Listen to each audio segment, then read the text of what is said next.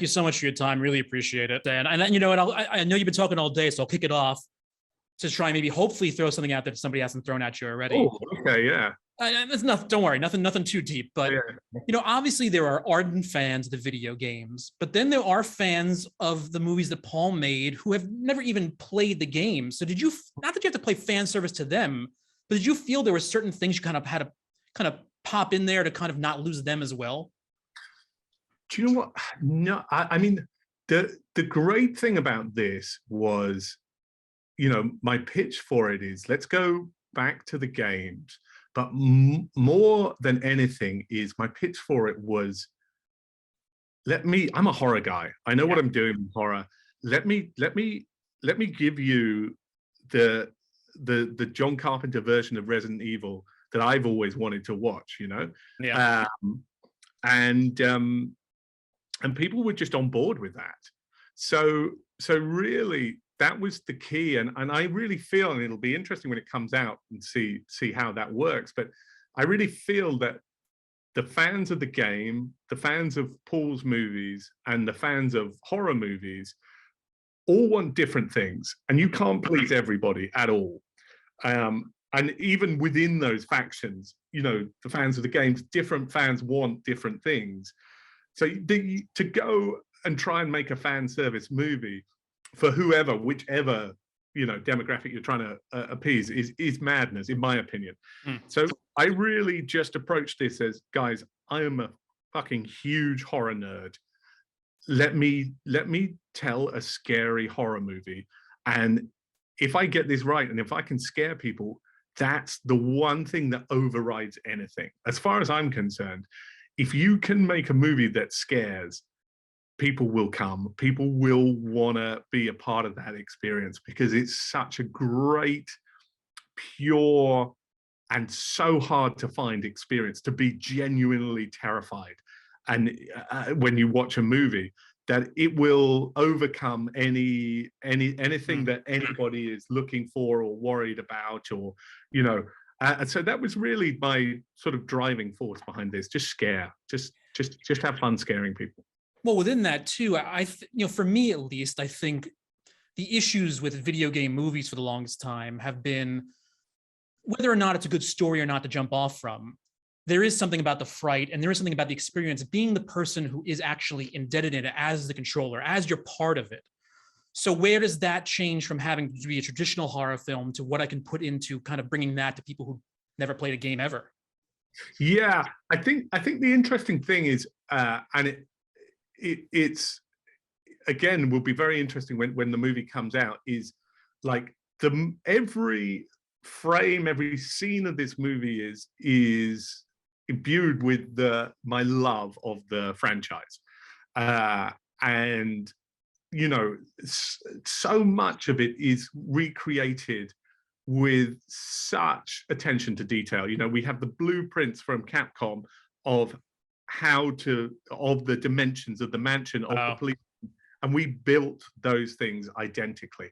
So you have this world that is so in love with the games, but then the key was, and it's the way I would speak to it with the cast and the crew, and also with Capcom when I was explaining to the cast I wanted, like for instance, Avon playing Leon, who doesn't look anything like Leon, is like, what we need, we can't just put the games on screen because the games are fucking great. You might as well just go and play the games, and you'll be frightened, and they're so cinematic. The reboot of the second game is just the most wonderful game. And it's like this, we have to present something that's new, that's different, that an experience that you won't get while you're playing the game. And really that is about human emotion, you know, characters that are human beings that have emotional journeys, and there's humor, there's sadness, there's conflict in a way that you don't get in a computer game. And that was really the key to it, it should come from the games, but it should be its own thing, and it should be a cinematic thing. You know, you said, you know, you don't want to put the game directly on screen, but there is, like, for even people who've just only seen the trailer, that first sight of the zombie, you know, the turning of the head, which I always said was such an awkward even though it looks great on the game, it was almost like an awkward, like not real perspective, but you recreated that dead on. Yeah. So like, were there parts though where you were like laboring over, like, I do have to make sure this looks just like this? Yeah, I mean, that one was the spine tingling moment for me as a big, nerd. And again, with the mansion and the police station, recreating those perfectly. I remember just walking onto the police station set and just being like, I mean, this is amazing. I'm so happy.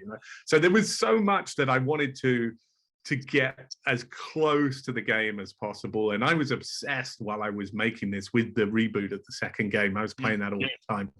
So that really became a cornerstone for me in telling this story, how to, atmospherically wise and the tone of that game I wanted to put up onto screen. So yeah, there is a lot that is kind of directly from the game. And so many like tiny Easter eggs and stuff like that. But it should always service the story rather than overcome the narrative and alienate people that are not playing the game or take people out of the audience. It should always be a part of the fabric. And at the end of the day, the most important thing is that the narrative works and that the characters you can believe in and root for. Was there, I mean, I know when Robert Kulzer came with the film to you, that the idea was, again, to go back to that first game and or story, but was there ever a point, even in that first meeting with him, maybe saying, well, why don't we try maybe something of the later in the series, just to kind of, because it's popular now, instead of going all the way back?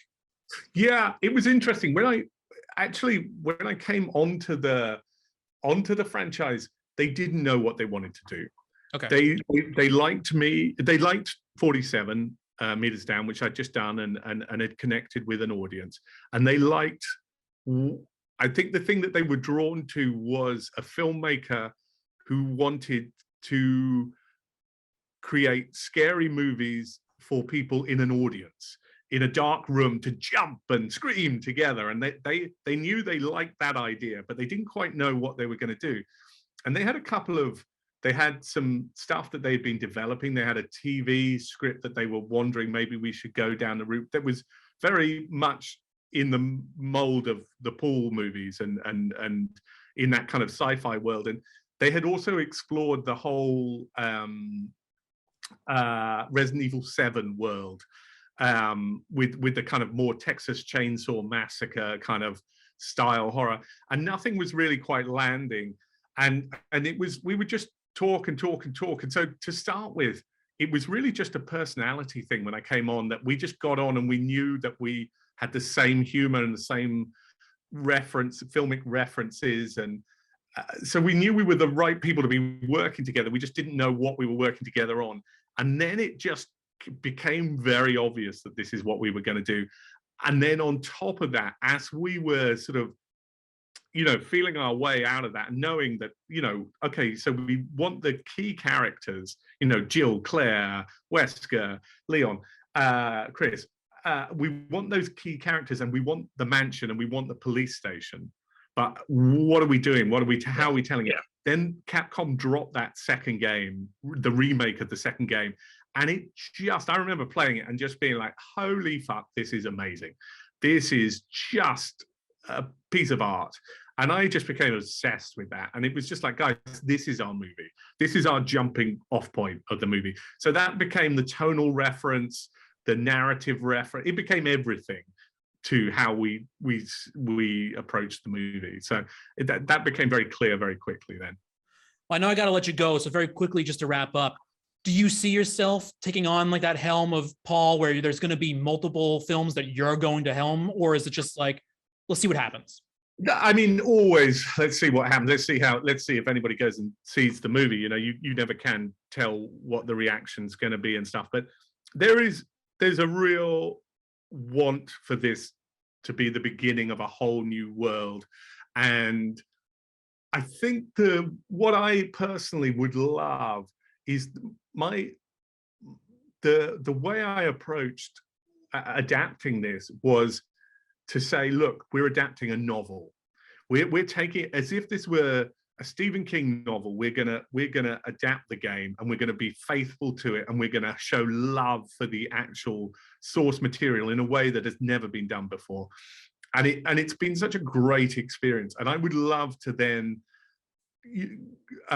go, you know, with the future installments would be to, like, let's look at Resident Evil 4, let's look at Code Veronica, let's look at Resident Evil 0, and see where, you know, I can't tell you where the narrative goes, but I would love it to be as in love with the games as this is, rather than we just now use it as a springboard to do our own thing. Thank you so much for your time. Really appreciate it. Oh, it's a pleasure. Soon, hopefully. Yeah, you too.